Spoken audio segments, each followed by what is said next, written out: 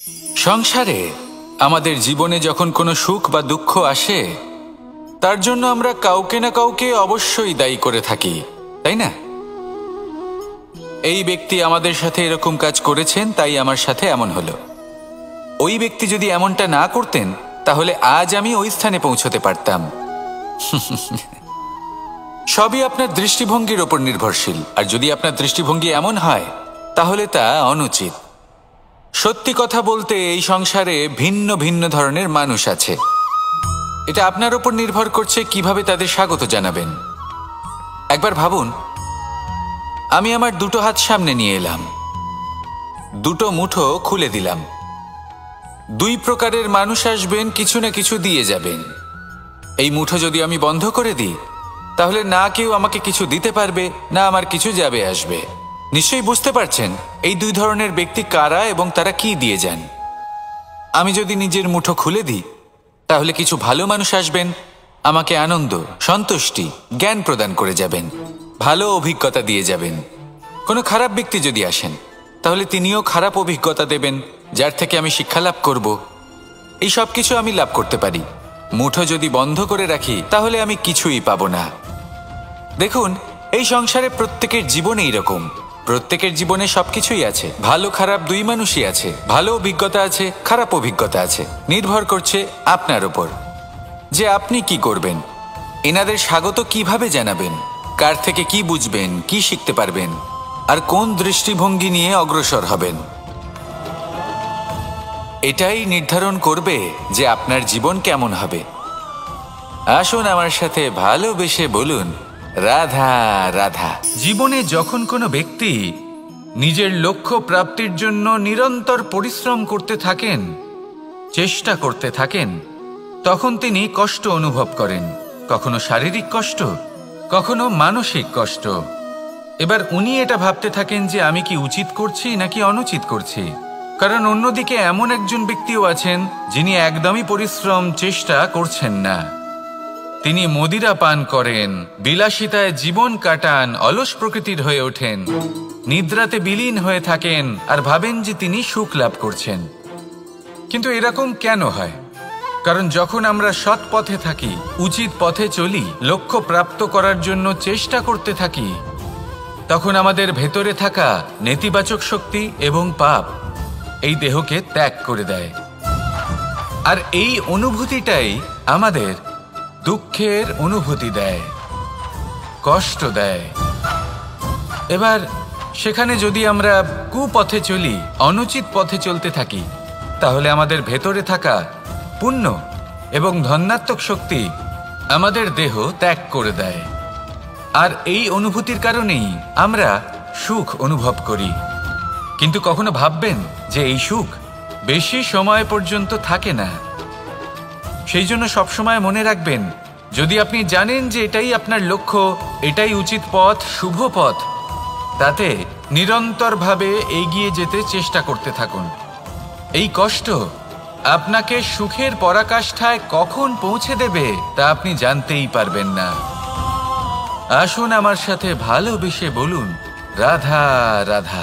প্রত্যেক মানুষ নিজের জীবনে হীরক তথা হীরে এবং দর্পণ এই দুই দেখেছেন। এই দুই হলো সাদা এবং এরা দুজনেই আলোর প্রতিফলন ঘটায় এবং এরা দুজনেই উজ্জ্বল হয়ে ওঠে। আপনি হয়তো মনে মনে ভাবছেন যে এটা কি ধরনের তুলনা করছি। একটা হীরে তো রত্ন, তার মূল্য দর্পণের থেকে অনেক গুণ বেশি। কিন্তু হীরে থাকাতে দর্পণের মূল্য কিন্তু কোনো অংশে কমে যায় না, তাই না? মানুষ যখন হীরে নিজের হাতে নেয় তখন সবার আগে কি খোঁজে? দর্পণ, যাতে তার মধ্যে দিয়ে দেখে সে বুঝতে পারে যে সেই হীরে আদৌ তার শোভাবর্ধন করছে কিনা, তাকে ভালো দেখাচ্ছে কিনা, প্রসাধনের জন্য সেটা ব্যবহার করা ঠিক হবে কিনা। অর্থাৎ হীরের উপস্থিতিতে দর্পণের গুরুত্ব কম হলো না। দর্পণের কারণে হীরের মূল্য বোঝা গেল। আমাদের জীবনেও ঠিক এরকমই ঘটে। আপনারা যদি সংসারে নিজের আশেপাশে দেখেন, এমন অনেক মানুষ দেখতে পাবেন যারা নিজেদের ক্ষেত্রে মহান স্থানে পৌঁছেছেন, নিপুণ এবং শ্রেষ্ঠ হয়েছেন। আর তাদের মধ্যে আপনার নিজের মনে হয় যেন আপনি হলেন দর্পণ। নিজেকে ছোট মনে করবেন না। আপনার মূল্য কম হচ্ছে না, আপনার নিজস্ব মূল্য আছে। আর যদি আপনার অস্তিত্ব না থাকে তাহলে ওনাদের অস্তিত্বের মূল্য সংসার বুঝতেই পারবে না। জীবনে সবসময় চেষ্টা করবেন যাতে আপনি আরো বেশি শ্রেষ্ঠ হয়ে উঠতে পারেন। আপনি নিজে যে স্থানে আছেন সেটাকে ছোট মনে করবেন না, তারও নিজস্ব একটা মূল্য আছে। যদি আপনি হিরে হয়ে থাকেন তাহলে অহংকার করবেন না, যদি আপনি দর্পণ হয়ে থাকেন তাহলে নিজেকে ছোট মনে করবেন না। আসুন আর আমার সাথে ভালোবেসে বলুন, রাধা রাধা। মানুষ জন্মগ্রহণ করে, তার সাথে ভয়েরও জন্ম হয়। ছোটবেলা থেকেই আমাদের মনে কোনো না কোনো প্রকারের ভয় থেকেই যায়। কেউ এই বিষয়ে ভয় পায় যে তার কোনো বস্তু তার থেকে দূরে চলে যাবে, কেউ এই বিষয়ে ভয় পায় যে আমি নিজেকে হারিয়ে ফেলব, কেউ এই ভেবে ভয় পায় যে আমার প্রিয়জনেরা তারা যেন আমার থেকে দূরে না চলে যায়, কেউ এই ভেবে ভয় পায় যে আমরা যেন পথ না হারিয়ে ফেলি, আদি ইত্যাদি। কিন্তু সত্যি কথা বলতে ভেবে দেখুন, এই ভয় বাস্তবে কি? শুধুই একটা মনস্থিতি, আর কিছুই নয়। যা কিছু আপনি জীবনে পেয়েছেন তা একদিন আপনাকে হারাতে হবে। এই জীবন হলো আপনারই, কিন্তু তাও একদিন সমাপ্ত হবে। তাই ভয় পেয়ে কি লাভ? এই ভয় শুধু আপনাকে জীবন যাপন করা থেকে বাধা দিচ্ছে, আর কিচ্ছু নয়। পথ হারিয়ে ফেললেই বুঝতে পারবেন যে নতুন পথ কিভাবে বানাতে হয়। কিছু মানুষকে জীবন থেকে হারালে তবেই আপনি বুঝবেন যে আপনার আপনজনকে। এই ভয়ের কারণে ভীত হয়ে থাকবেন না। এই তারা নক্ষত্র অন্ধকারের অভাবে গুরুত্ব হারায়। শিবকেও মহাদেব হওয়ার জন্য বিষপান করতে হয়েছিল। প্রত্যেক পরিস্থিতি, প্রত্যেক সাফল্য আপনার পরীক্ষা নেবে, তাতে উত্তীর্ণ হওয়া হলো আপনার কর্ম। যখনই আপনি ভয় পাবেন বা সংকটের সম্মুখীন হবেন, তখন সাহসের সাথে তার সম্মুখীন হন। মনে রাখবেন, যে সম্মুখীন হতে জানে সাফল্য তার সাথে সবসময় থাকে। আসুন আর আমার সাথে ভালোবেসে বলুন, রাধা রাধা। এই সংসারে সবথেকে বেশি কোমল বস্তু হলো রেশম। এই রেশম এতটাই কোমল হয় যে এর পুরো একটা থান শুধুমাত্র একটা হাতে ধরা সম্ভব। কখনো ভেবে দেখেছেন এই রেশম কিভাবে হয়? একটি কীট তার লালার দ্বারা উৎপন্ন হয়। এই কীট সেই রেশমকে পাক দিতে থাকে, পাক দিতেই থাকে, আর আস্তে আস্তে তার মধ্যেই জড়িয়ে পড়ে। শেষে ওর এই সুন্দর অমূল্য সৃষ্টি রেশমের এই সুতো, তার নির্মাণ কার্য পূর্ণ হয়। কিন্তু তাতেই ও নিজে বন্দী হয়ে যায়। নিজেরই মায়াজালের এই বন্দী গৃহে নিজেই ফেঁসে যায়। এবার এই সুতোকে ব্যবহারযোগ্য করে তোলার জন্য এই কীটগুলিকে এই কবচের সাথেই ফুটন্ত জলে ফেলে দেওয়া হয়। এই সংসারে যদি আমাদের স্বপ্ন এই সংসারের দুঃখ হরণ করার জন্য, এই সংসারে সুখ বিতরণ করার জন্য হয়, তবেই আমাদের প্রগতি সম্ভব। যদি আমাদের এই স্বপ্ন শুধুই আমাদের এবং আমাদের স্বার্থ সিদ্ধির জন্য হয়, তাহলে এই স্বপ্ন আমাদের অন্ধ করে দেবে, আমাদের অন্ধকারের পথে নিয়ে যাবে, আর আমরাও সেই কীটের মতো হয়ে যাব। নিজেদেরই মায়াজালে আমরা নিজেই ফেঁসে যাব, আর শেষে আমরা যদি কিছু লাভ করি তা হবে একাকিত্ব, অন্ধকারময় মৃত্যু। তাই স্বপ্ন অবশ্যই দেখুন, কিন্তু এমনভাবে স্বপ্ন দেখবেন না যে তার এই বন্দিগৃহে আপনি নিজেই ফেঁসে গেলেন। স্বপ্ন দেখুন পরোপকারের, পরমার্থের, সবাইকে উদ্ধারের, অন্ধকারের নয়। তবেই কল্যাণ হবে, আর তবেই এই হৃদয় প্রসন্ন হয়ে বলবে, রাধা রাধা। মানুষ যখন এই সংসারে প্রবেশ করে, অর্থাৎ জন্মগ্রহণ করে, তখন নিশ্চিন্তে থাকে, আনন্দে থাকে। কিন্তু যেইমাত্র তার মধ্যে বোধশক্তি আসে, তখন সে চিন্তা করতে শুরু করে। চিন্তা ভবিষ্যতের, সেই সমস্ত বিষয় নিয়ে চিন্তা করে যা ওর হাতে নেই। তারপর বড় হয়, বিবাহ সম্পন্ন হয়, গৃহস্থ জীবন যাপন করে, তারপর আবার চিন্তায় মগ্ন হয়ে যায়। ভাবে, এই যে আমার পরিবার, আমি কি ঠিকমতো তার খেয়াল রাখতে পারছি?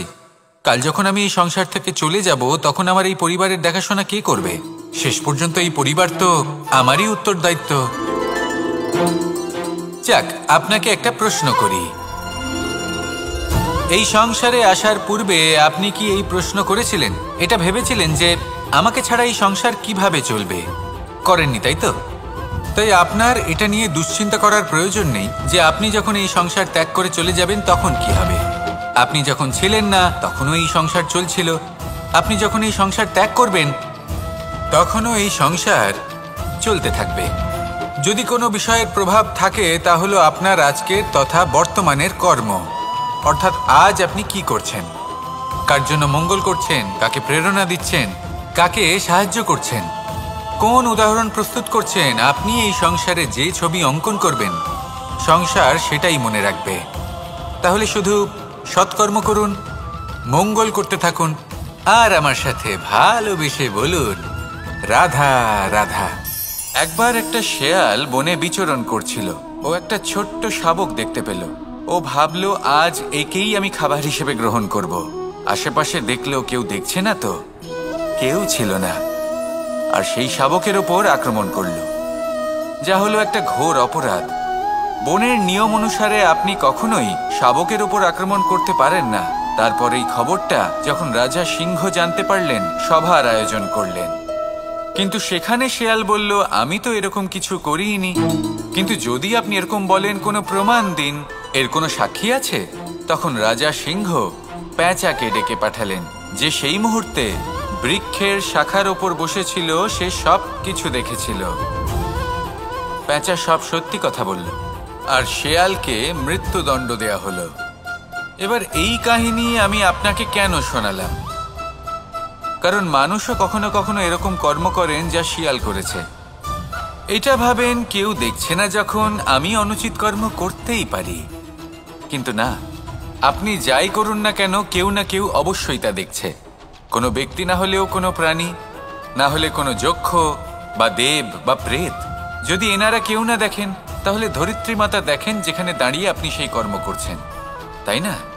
তাই একটা কথা সবসময় মনে রাখবেন, কে দেখছেন কে দেখছেন না সেই বিষয়ে ভাবা ছেড়ে দিন। এটা খুব সহজ কথা। আপনি যদি উচিত কর্ম করেন, উচিত ফল পাবেন। যদি অনুচিত কর্ম করেন, তাহলে আপনি অনুচিত ফল অবশ্যই পাবেন। সেই জন্য উচিত পথে চলতে থাকুন, উচিত কর্ম করতে থাকুন, আর আমার সাথে ভালোবেসে বলুন রাধা রাধা। সুখ, দুঃখ এবং শক্তি, এই তিন হলো এই সংসারের ত্রিদেবের মতো। আমাদের জীবনে যা কিছু ঘটছে এই তিনটির ভিত্তির উপরেই হচ্ছে। আসলে এই সংসারের একটা নিয়ম আছে, যখনই আপনি কিছু লাভ করেন, এই সংসার আপনার পরীক্ষা নেয়। এটা জানার জন্য আপনার পরীক্ষা নেয় যে আপনি যা কিছুই লাভ করেছেন, আপনি কি আদৌ সেটার যোগ্য কি না। ঠিক সেইভাবেই এই সুখ, দুঃখ এবং শক্তি আপনার পরীক্ষা নিয়ে থাকে। যখন সুখ আসে, তখন সে আপনার পরীক্ষা নেয় যে আপনার মধ্যে অহংবোধ জাগ্রত হয়নি তো। যদি অহংবোধ চলে আসে, তাহলে সুখ সেখানেই সঙ্গ ত্যাগ করে। দুঃখ আপনার ধৈর্যের পরীক্ষা নিতে থাকে, আর যদি আপনার মধ্যে ধৈর্য না থাকে, তাহলে এটা আপনাকে আরো বেশি দুঃখের গভীর অন্ধকারে ঠেলে দেবে। সেখানে শক্তি পরীক্ষা নেয় আপনার বিনম্রতার। যদি আপনি বিনম্র না হন, তাহলে হয় এই শক্তি আপনার সঙ্গ ত্যাগ করবে, নয় এই শক্তি বিনম্রতার অভাবে আপনার পতনের কারণ হতে পারে। এই সংসারে যে কোনো ব্যক্তি যিনি এই পরীক্ষায় উত্তীর্ণ হয়ে থাকেন, এই জীবনে তিনি সাফল্য লাভ করেন। আসুন আমার সাথে ভালোবেসে বলুন রাধা রাধা। আমি মনুষ্যরূপে জন্ম নিয়েছি এবং সমস্ত কর্ম এই রূপেই করেছি। কিন্তু আশ্চর্যের বিষয় হলো যে আজও মানুষ আসেন এবং হাত জোড় করে প্রার্থনা করেন যেন আমি ওনাদের সহায়তা করি। আপনাদের একটা কথা বলতে চাই, আমি সকলকে সাহায্য করতে পারবো না, কিন্তু আমি শিক্ষা অবশ্যই দিতে পারবো, জ্ঞান প্রদান করতে পারবো। এমন কিছু জ্ঞান যার ভিত্তিতে মানুষ যা চাইবেন তাই লাভ করতে পারবেন, যদি সঠিক কর্ম করতে থাকেন। যখন কংসের অসুররা গোকুলে ধ্বংসলীলা চালাচ্ছিলেন তখন আমি কারোর থেকে সাহায্য চাইনি। আমি দাঁড়িয়েছিলাম এবং আমি তার বিরোধিতা করেছিলাম। সবাই বলেন যে আমি ছোট্ট একটা আঙুলে গোবর্ধন পর্বত তুলেছিলাম, কিন্তু আমি কি ওখানে একা ছিলাম? কখনোই নয়। আমার সাথে অসংখ্য গোকুলবাসী, অসংখ্য বর্ষণাবাসী ছিলেন, নিজের হাতে একটা লাঠি নিয়ে। ওনাদের মনোবল, ওনাদের আশীর্বাদ আমার সাথে ছিল। মহাভারতে আমি শুধুই শিক্ষক ছিলাম, আমি শুধুই শিক্ষা দিয়েছি। লক্ষ্য সাধন করেছে অর্জুনই, যুদ্ধ করেছে অর্জুনই এবং জয়ীও হয়েছে অর্জুনই। আমি শুধুই শিক্ষা দিতে পারি। অবশেষে আপনাকে শুধু এটুকুই বুঝতে হবে যে ঈশ্বর সবকিছু করতে পারেন না, করতে হবে আপনাকে। ঈশ্বর আপনাকে আশীর্বাদ করতে পারেন যে কাজ আপনি মন থেকে করবেন সেটা অবশ্যই পূরণ হবে। সেই জন্য নিজের লক্ষ্যের পথে এগোতে থাকুন। চেতনা, বিবেক এবং পরিশ্রমের দ্বারা আপনার যা যা স্বপ্ন আছে, যা লক্ষ্য আছে, আপনি অবশ্যই লাভ করবেন। আর এই মন সুপ্রসন্ন হয়ে বলবে, রাধা রাধা। ভোজন। এই সংসারে যেই হোক না কেন, কোনো মানুষ হোক, কোনো প্রাণী হোক, কোনো কীট হোক বা কোনো বনস্পতি হোক, প্রত্যেকের জন্য ভোজন অতি আবশ্যক। কারণ ভোজন থেকেই শক্তি পাওয়া যায়, আর সেই শক্তি দিয়েই সংসারের, আমাদের জীবনের সমস্ত কার্য করা যায়। এবার এমন এক ধরনের শক্তি হয় যা শীতের ঋতুতে সূর্য থেকে আমরা পেয়ে থাকি, আর আরেক ধরনের উত্তাপ হয় যা দিয়ে ভোজন রান্না করা হয়, সুস্বাদু নানান ধরনের ভোজন। এবার অত্যন্ত গুরুত্বপূর্ণ হলো যে ব্যক্তি সেই ভোজন বানাচ্ছেন তার মানসিক পরিস্থিতি এবং সেই ব্যক্তি যিনি ভোজন গ্রহণ করছেন তার মানসিক অবস্থা। যখনই আপনি ভোজন বানাচ্ছেন তখন ভালোবাসার সাথে কাজটা করুন, ধন্যাত্মক ভাব নিয়ে, সৎ ভাবনার সাথে। কারণ আপনার এই মানসিক স্থিতি শক্তির আকারে সেই খাদ্যের সাথে মিলেমিশে যায়। আর যখনই আপনি ভোজন গ্রহণ করছেন তখন সদ্ভাবনার সাথে, প্রসন্নতার সাথে গ্রহণ করুন, ধন্যাত্মক ভাব নিয়ে। যদি আপনি প্রসন্নতার সাথে রান্না করেন, প্রসন্নতার সাথে খাদ্য গ্রহণ করেন, তাহলে আপনি প্রসন্নই থাকবেন। আর মন সুপ্রসন্ন হয়েই বলবে, রাধা রাধা। দীপাবলি আমাদের সবথেকে বড় উৎসব।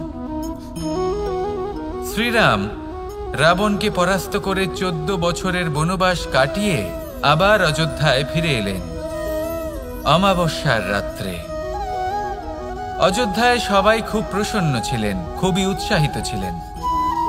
অযোধ্যায় সহস্র প্রদীপ প্রজ্বলিত করা হয়েছিল এই উৎসবে। একে আমরা দীপাবলি বলে থাকি। এবার এই বিষয়ে আমরা সকলে জানি। আপনি কি এটা জানেন যে শ্রীরাম বাস্তবে অমাবস্যার এক রাত আগেই অযোধ্যায় পৌঁছে গেছিলেন? সবার সামনে অমাবস্যার রাতে এসেছিলেন। এর কারণ কি? শ্রীরাম প্রমাণ করতে চেয়েছিলেন যে যে কোনো সময়, দিন হোক বা রাত, শুভ বা অশুভ হয় না। শুভ অশুভ কিছু থাকলে তা হলো মানুষের চিন্তা, তার ভাবনা, তার নির্বাচন আর তার কর্ম। নিজেই দেখে নিন, শ্রীরাম শুভ কাজ করে ফিরেছিলেন এবং অমাবস্যার মতো গভীর এক রাত্রিকেও দীপাবলিতে পরিবর্তিত করেছিলেন। এমনটাই যদি আমরা করতে পারি, তাহলে এমন কোনো গৃহে যান যেখানে অসহায় ব্যক্তি রয়েছেন, যা অন্ধকারাচ্ছন্ন, আর সেখানে প্রকাশ প্রজ্বলিত করুন। প্রকাশ সহায়তার, প্রেরণার, আশার। যদি এমন কিছু আমরা করতে পারি তাহলে তাকে প্রকৃত অর্থে দীপাবলি বলা যেতে পারে। তাহলে নিজের পরিবারের সাথে দীপাবলি পালন করুন। আপনাদের শুভেচ্ছা জানাই। আসুন আর আমার সাথে ভালোবেসে বলুন, রাধা রাধা। এই শুকনো পাতাটিকে দেখুন, নিষ্প্রাণ হয়ে পড়েছে। কোনো একটা সময় এই পাতাটি একটা গাছের ডালে ছিল। সেই গাছ ওর লালন পালন করত। যখন যখন বাতাস বইত, এই পাতায় কম্পন দেখা দিত, মনকে প্রফুল্ল করে তুলত।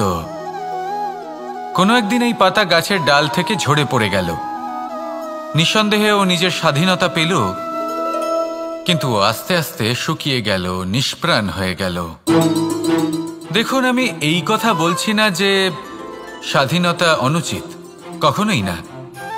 কিন্তু যে কোনো পরিস্থিতিতে স্বাধীন হতে চাওয়া এটা নিশ্চিতরূপে অনুচিত। আমরা যদি আমাদের জীবনে পরিবারের গুরুত্ব ভেবে দেখি, তাহলে এই পরিবারে যতই মতভেদ থাকুক না কেন, যতই মনোমালিন্য থাকুক না কেন, যতই বিবাদ থাকুক না কেন, এই সব মিটিয়ে নেওয়া অত্যন্ত প্রয়োজনীয়। সেই সব কিছু সমাপ্ত করা অত্যন্ত প্রয়োজনীয়। কখনো এই পরিবারকে ভাঙতে দেবেন না, কখনো এই পরিবার থেকে দূরে চলে যাবেন না।